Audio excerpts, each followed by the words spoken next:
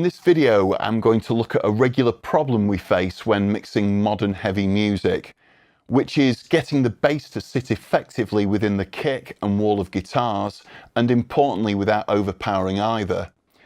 If you're having difficulties in this mix area or simply want to experiment with an approach that can achieve a higher quality bass sound, the following is definitely worth considering. Referred to as frequency bracketing, it's a processing tactic whereby different signals are allocated to separate frequency ranges and, according to the role of each signal, with distinct compression treatment. This can provide a really powerful yet well-controlled bass tone, and one that can be a lot easier to carve into shape and get successfully sat in the mix than when using a conventional EQ compression approach. Let's have a brief listen to the track I'm mixing, where I have already used frequency bracketing for the bass.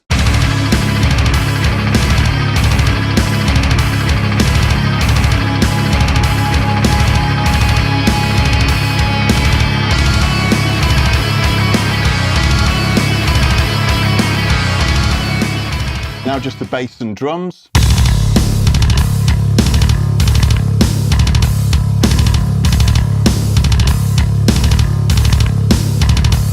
Now just the bass.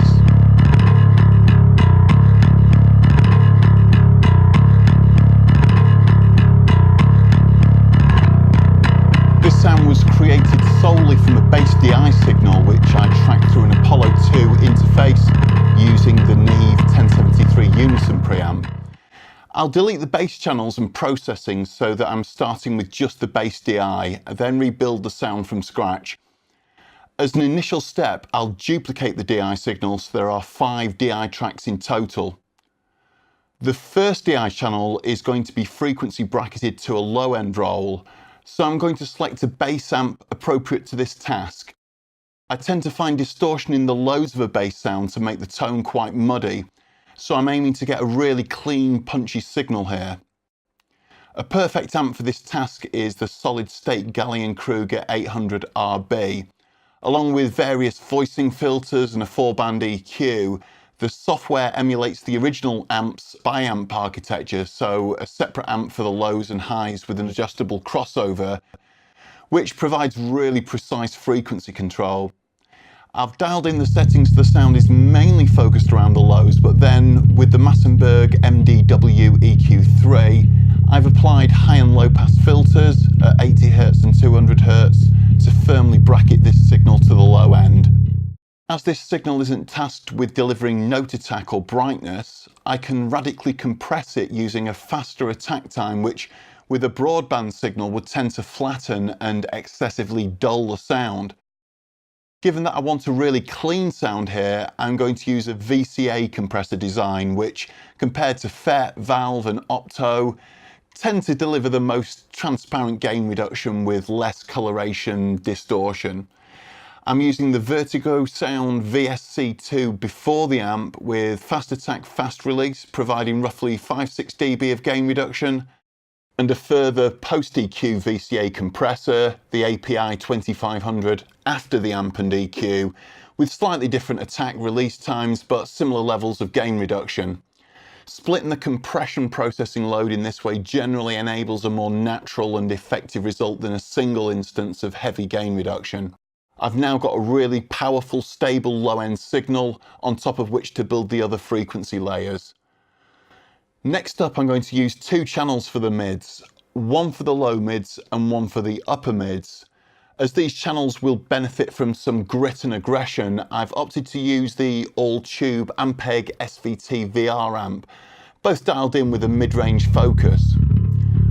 The rhythm guitars have been scooped in the low mids, so I'm setting up the low mid frequency bracket around 200 to 550 Hz, which is the region where the guitar cuts have been applied.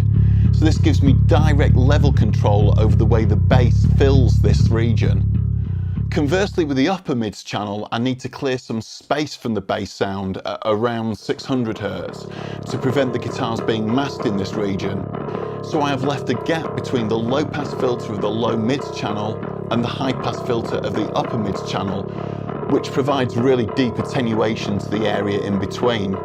I've compressed the lower mids track with the legendary Empirical Labs Distressor and the upper mids track with the TubeTech CL1B, both with medium attack, which helps retain transient detail, and both with a fairly fast release, but with just 5-6 dB of gain reduction from each, which is far less than collectively applied to the low end channel.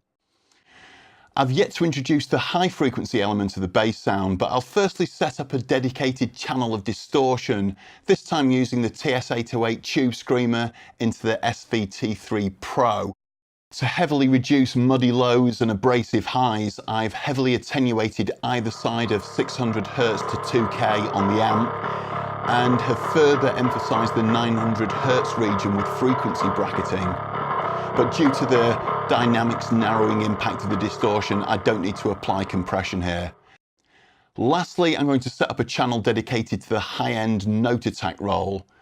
I usually find the clean DI signal without any amp processing to work well here, delivering some wiry note definition to the composite sound. Here I'm frequency bracketing the signal between 1.35 and 7K using a gentle 6 dB per octave low pass filter. Although I often avoid fast attack compression settings with the top end bass channel, here I wanted to smooth out the DI's clicky note onset, so applied the 1176 Rev E with fastest attack and quick release, delivering roughly 10 dB of gain reduction during peaks. I've now got 5 separate bass channels to blend as I see fit, but firstly I'll route them to a mix bus where I'm applying several dB of RMS based gain reduction from the LA2A Grey revision, with a further several dB of gain reduction from the SSL 4000 G-Bus compressor, set with a fairly fast attack and auto release, which is just helping prevent the note attack of the bass from overpowering the note attack of the guitars. Lastly, on the mix bus, I've applied the Studer A800 at 15 IPS with 456 tape, which is adding a solid dose of warmth and character. Through fader moves, I've now got a really simple method of finding the optimum frequency relationship between, broadly speaking, the lows, low mids, upper mids and highs, making it quite easy to sculpt the bass into a place where it is playing nicely with the kick and guitars. Obviously, my approach with the frequency bracketing points and pole position settings differs greatly with every mix, usually informed by how the kick and rhythm guitars are EQ'd, but I always spend plenty of time making sure there aren't any obvious frequency build-ups around the crossover points or excessively unnatural sounding gaps between the regions. If you're interested in further techniques on producing, engineering, mixing and mastering modern heavy music, check out my book Metal Music Manual, which you can read about on my website, minotaur.com. Thanks for watching.